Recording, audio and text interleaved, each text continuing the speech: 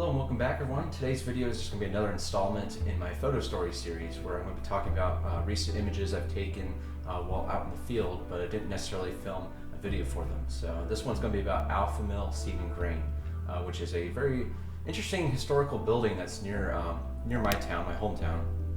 It's actually a little small village next to it called Alpha, Ohio.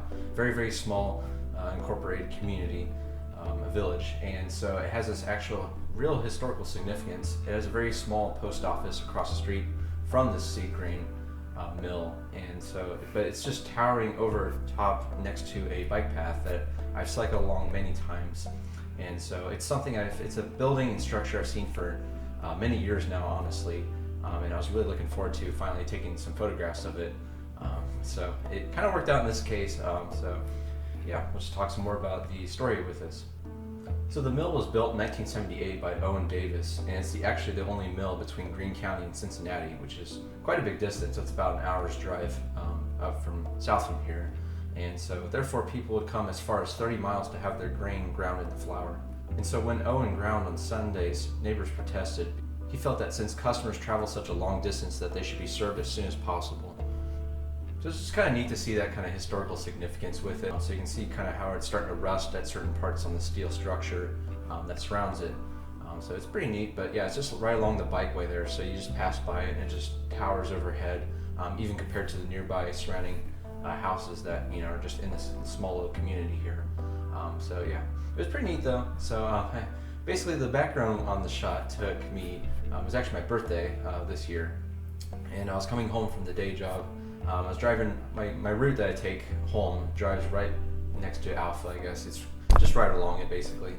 And I was thinking, with the sun, it was starting to set. It was a really sunny day out overall. And I was like kind of kicking around my head when I saw the sunset and everything was starting to form. I still probably at this point had about a little less than an hour of daylight. But I was just kind of kicking around my head. I was like, man, that'd be nice to finally get this shot that I've been really thinking for months about getting of this Alpha Mill.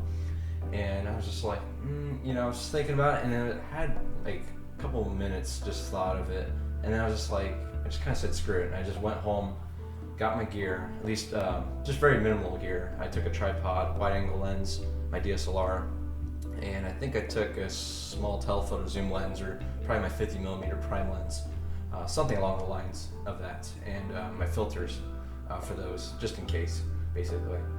And so yeah, I took all those with me, and I just took them all over the location. I had little time to really mess around with, so I parked at a nearby park where I've actually filmed an on-location video at. It's called Angels Pass Memorial Park. And so I had to walk probably less than a mile, of course, but I had to walk along the bikeway with my tripod and camera, and I set it up across the street. It's a fairly busy street next to a highway that cuts right through Alpha, the village itself. And so I just set up across the street because I found that to be the best angle to encompass the entire mill and the surrounding little side building that's kind of like an interpretive center, I guess, for the structure itself. And yeah, I just took a handful of shots of it.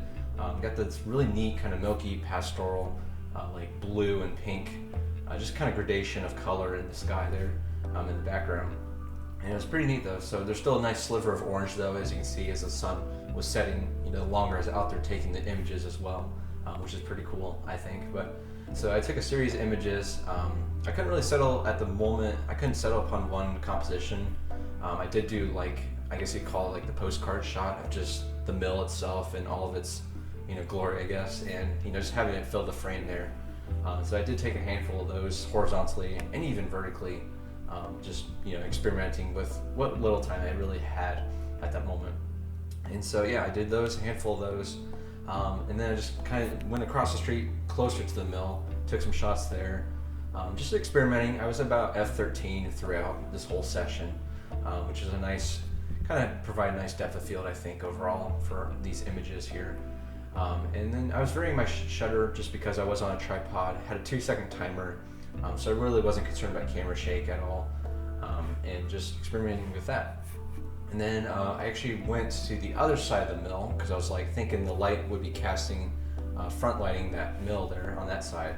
And actually I like those images probably better than the actual mill, just like the postcard shots, like I said. Those actually are probably my favorites just because it casts this nice kind of bluish tint really of twilight and the blue hour onto this mill. And those look really neat, kind of abstracty, I guess, in a sense. But overall, these shots were really nice. I really like taking them.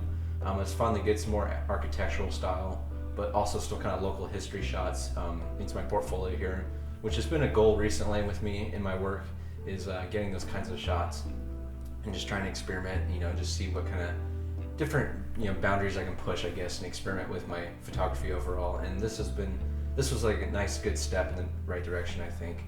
Taking these shots for this mill and this particular session here. So yeah, it was pretty neat. But it was in the middle of January, so my hands were freezing by the end because I didn't bring gloves. But it was worth it for all these photographs, I think, overall. And I really enjoyed taking them. So, all right, so that pretty much concludes it. So there's not much else to the story there, but I just thought it was pretty neat to talk about here. So thanks so much for watching, everyone, and I hope you have a great day. Thank you.